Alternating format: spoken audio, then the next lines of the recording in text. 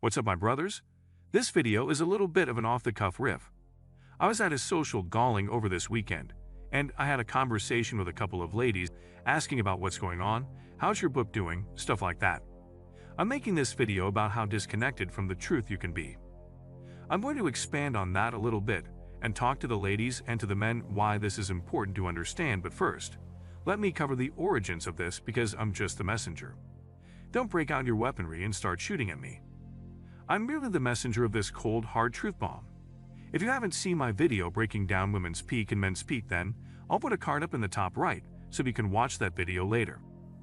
Oh, you know, it's a 45-year-old woman, not lovable, rich, maybe she is by her cats and dogs, but if she's disagreeable, that she spent her entire career climbing the corporate ladder and trying to find some guy to put a baby in her at 45, and she surrounded herself with cats and dogs, she's going to have a hard time.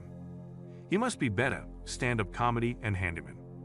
He's got to take care of my kids. He's got to accept my kids as his own.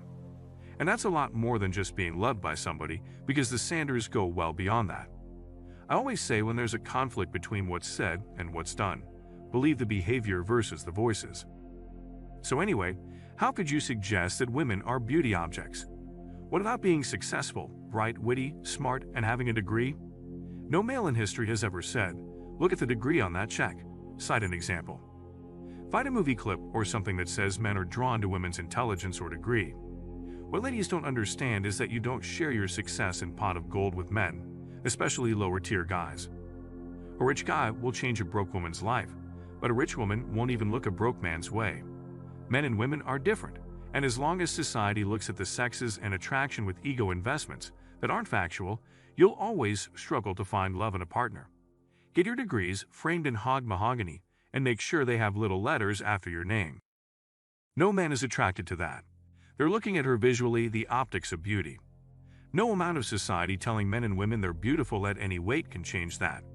You got your own job, your degree on the wall, and blah blah, and you've done all those things society and toxic feminism has told you to do, but all of a sudden, you find yourself in a relationship with a guy who has lost his job or been laid off 3 times in the last 12 months.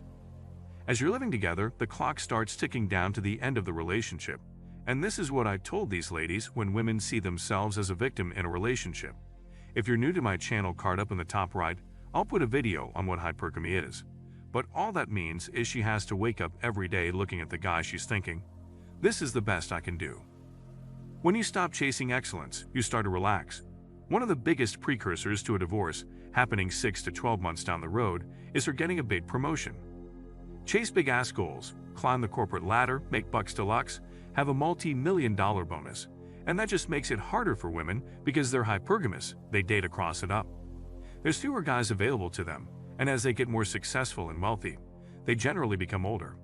Guys, a lot of this stuff I covered in a lot more depth in my book, so if you haven't read it, The Unplugged Outfit is available on Amazon Print, Kindle, and Audible. I narrated the Audible, and it's pinned in the top comment. Grab it if you haven't, it's for a guy specifically.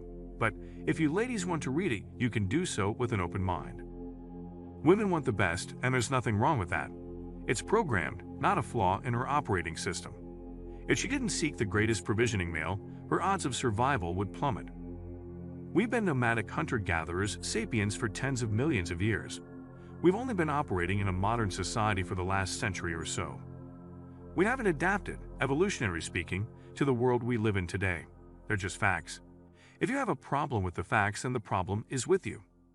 Okay, this is all factual information and well-researched and studied. But you know, again, we live in an environment where when you spit facts, people really struggle with them, and they start pointing and sputtering at you.